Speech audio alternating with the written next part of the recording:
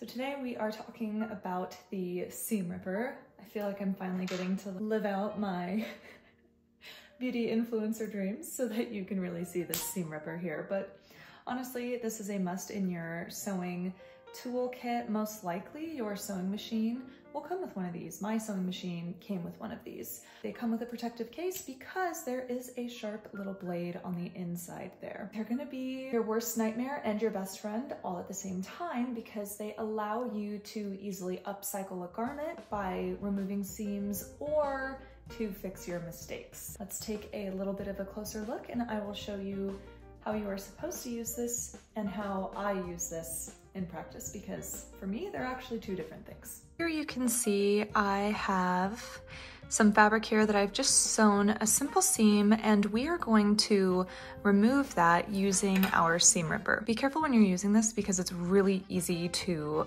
poke yourself with the blade. And let me tell you, it does not feel good. I'm enlisting the help of my collar stand turner to help me point. So here we have the tip of the seam ripper, and inside this little U shape is actually where the blade is.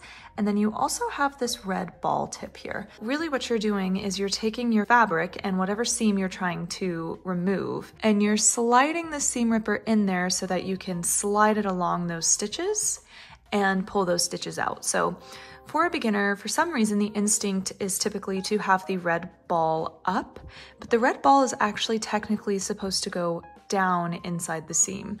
And that's supposed to help you not damage the fabric while you are removing this seam. I find that that works really well on sturdy, thicker fabrics.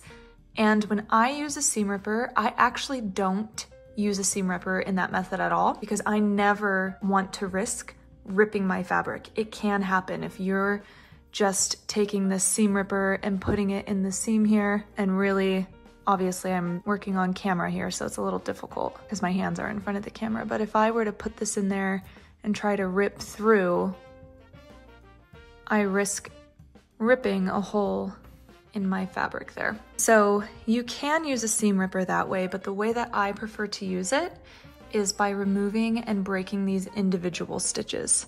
So I like to take the edge of my long blade on my seam ripper, and I like to slide it up under and pull to break the thread. And I usually do that in a couple different places. And yes, this is a much longer way to use a seam ripper, but I think it's worth it because I don't care how quickly I can remove a seam if I'm just going to utterly destroy my fabric. So that's why I use this method. I think this is the way you should do it as well if you are a beginner. Just take your time, especially if you're working with delicate fabrics, right? And then you can kind of start to pull and break that seam apart.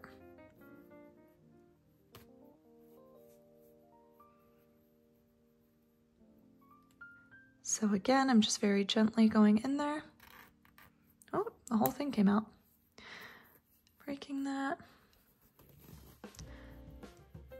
And then sometimes I come in here from the inside. You just want to be really careful that you're not picking up any of the fibers of your main fabric because that can cause snagging and extra tearing. So this is why I said your seam ripper is your best friend and also your biggest enemy, is because when you need it, sometimes it's kind of finicky to work with. It's hard to pick up the thread that you're looking for, but it's also your best friend because you can undo your mistakes or upcycle a garment into the garment of your dreams. And now they are apart, and here you can see I would have a big hole in that piece of fabric had I just ripped the seam ripper through, which is how many videos recommend that you use a seam ripper, and I think it's so much better to take the time, especially if you're going to be sewing and spending money on fabrics. And there you have it, all done.